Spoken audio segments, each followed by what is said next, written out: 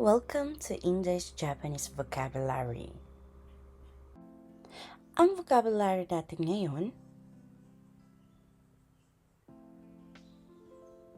Level N3. So, go po tayo, Ate Amy. Hi!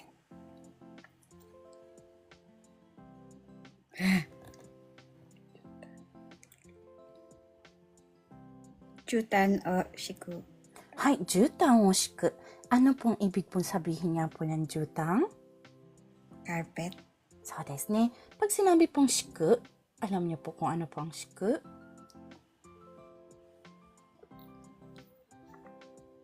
Top floor. Floor? Floor is yuka. Shiku wa yuka. nandaro? Ilatag ang Desu. carpet. Hi, so, ilatag o kaya naman po Maglatag ng carpet. So, desu. Jutang wo shiku. Maglatag ng carpet. Hi, de wa tsugi ikimashou. Heya o atatameru. Heya wa tatameru. Alam na po guys natin kung ano po ang heya. So, i-ask ko na lang po. Ano po ang atatameru?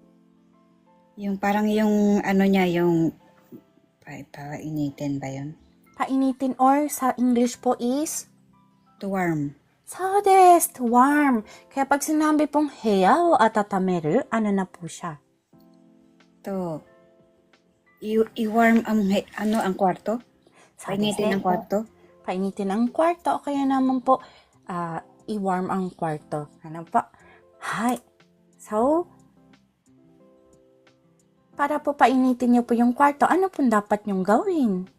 Buksan ang danbo. Hi. Kore wa? Dambo. Danbo o tsukeru. Hi. Dambo o tsukeru. Ano nga po siya?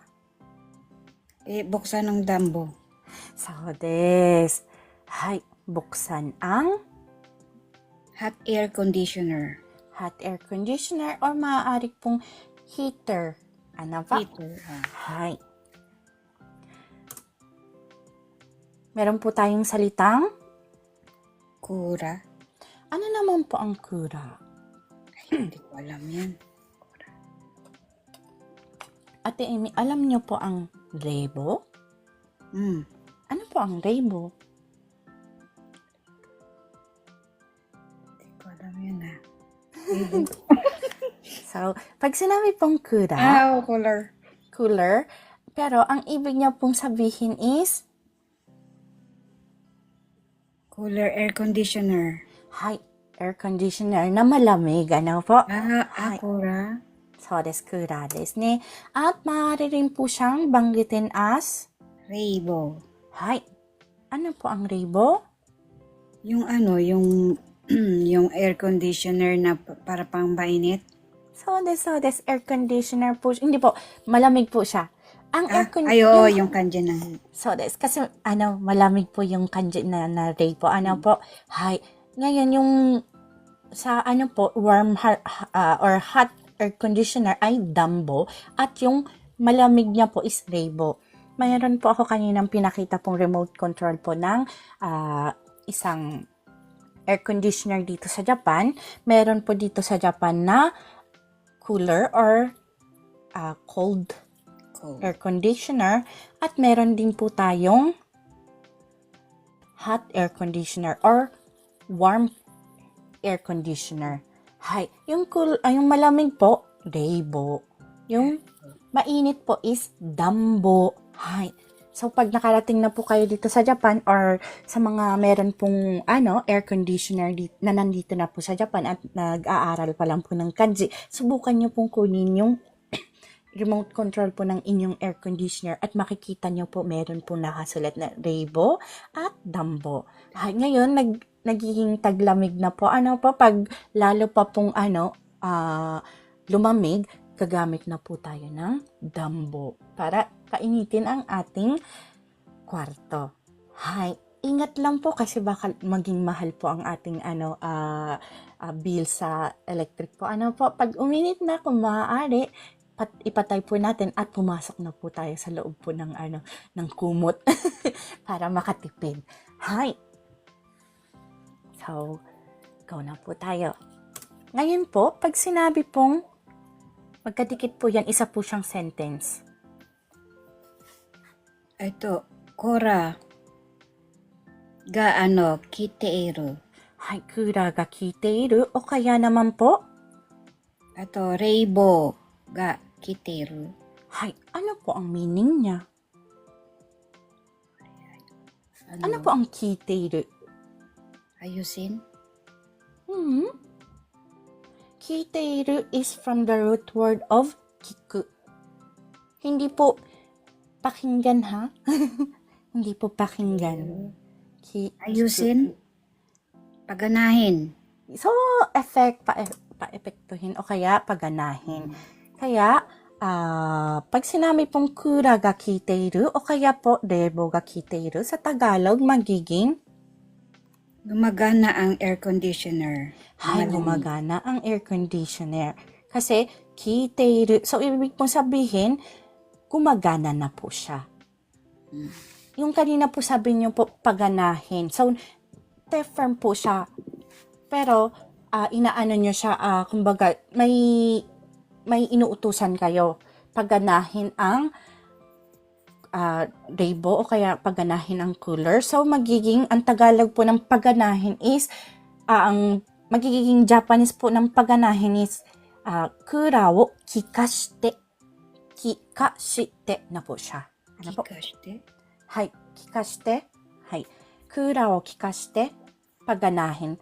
Pero which is, na po siya, medyo weird po siya sa pandinig po ng native Japanese po. Ano po? Hai.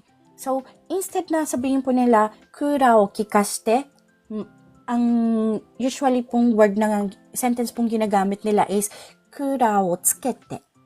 Hay, pinapa-turn on po nila. Kasi, pag tinurn on, pag binuksan po nila yung nabubulol sa English. Pag binuksan nila yung air conditioner na malamig, automatic na magiging malamig ang kwartong yun. Ano po? So, instead na sabihin po nilang kura o kikashite, sasabihin nila kura o tsukete. Yan po yung natural way pong pananalita ng Japanese. Pero, lagi ko po sinasabi, nasa N3 class po tayo.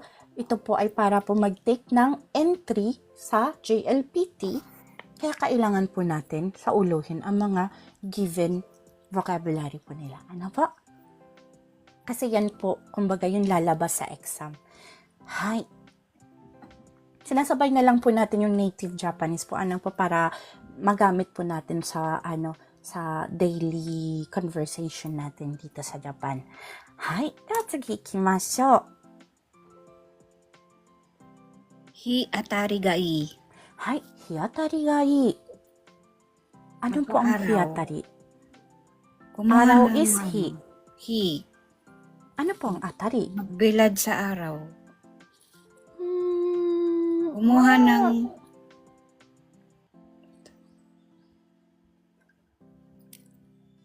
sa araw. May kinalaman po siya sa araw.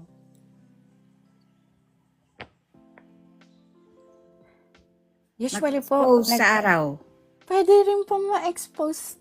Pero sa Tagalog po is sinag ng araw. Hi. Pag sinabi Maganda po- ang sinag ng araw. So this, hiatari, sinag ng araw. Gai is maganda ang, ayan na naman si Tok Tok. Sorry po guys. Magpapakita po ulit si Inday po. Ano po gamin ni? Ba't kaya nandyan naman si Ate Amy? Nakikita Hindi naman yata yan. kinikilala yung mukha ko. Ayaw niya sa... Dapat ako. Hi. So, pag sinabi po kasi guys, hiatari gai means po maganda ang sinag ng araw. Usually po ginagamit po tong sentence na ito kapag naghahanap po tayo ng mauupahan na bahay dito sa Japan. Hi. Kasi po, dito po sa Japan, sa Pilipinas po hindi po tayo masyado po nagbibigay ng pansin, nagtutuon ng pansin po para po maghanap po ng bahay na may magandang sinag na araw. Dito po sa Japan, importante po yun sa kanila kasi paglaba po nila, gusto po nila natutuyo kaagad po yung yung dinabahan po nila. So, usually po dito po sa Japan, ang hinahanap po nilang bahay, yung veranda, yung kung saan po sinasampay po ang damit po, nakaharap sa may araw, sa may sinag na araw. So, tatanungin po nung magre-rent, kono apato te, hiatari wa dou desu ka? Hiatari wa ii desu ka? Ganyan po silang magtanong po. So, dito po sa Japan, importante po sa kanila na chine-check kung maganda ba ang sinag ng araw sa bahay na yon. So, doon po nila yung gagamitin ang salitang hiatari ga ii. O kaya naman po, hiatari ga, tingnan po natin sa kasi si Ate Emmy po ang magre-recite. Total, inokayanan na po tayo ni Tok Tok.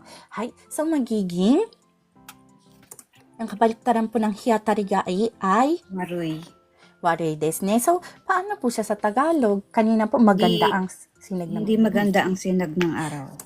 So there's negative form po siya. So, magiging hindi maganda o kaya naman po Pangit ang sinag ng araw. So, pangit ang sinag ng araw. So, yung ibig sabihin, hindi po masyado na-expose sa araw yung bahay na yun or yung pinag-uusapan po nila po. Maraming salamat po. Ito po ay cut out from our free entry lesson class. Sa taong 2025, may free entry lesson class po tayo sa TikTok tuwing MWF at 8 p.m. Japan time. Kung nais nyo pong sumali, maaari nyo po akong hanapin sa pangalang Inday in Japan o @Inday in JP. Please follow me and stalk me sa mga araw at oras na aking nabanggit. Thank you for watching and please continue supporting me, follow me, and share my videos for more contents. Maraming salamat po. Hanggang sa muli.